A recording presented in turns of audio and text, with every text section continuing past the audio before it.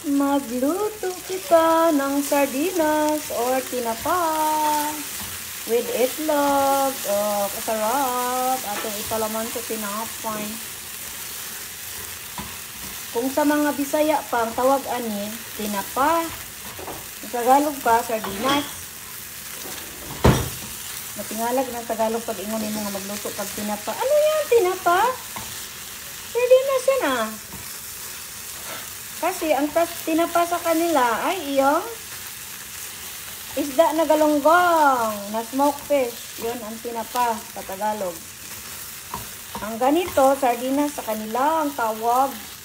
Kaya sila'y nalilito pag sinabi mo, nagluluto ako ng tinapa. Sabi niya, bakit? Sabi mo, tinapa yung niluto mo. Bakit sardinas naman yan? Ay, abay, iwan ko sa'yo. Basta tinapa yan sa amin sa Bisaya. Pero sardinas pala sa kanila. Yung tinapa sa kanila ay yung smoked fish ba? Yung mga galunggong na smoked fish. Tinapa na smoked fish. O tinapa yung bangus na smoked fish. Yun ang tinapa. So, ganun talaga yan. Bye!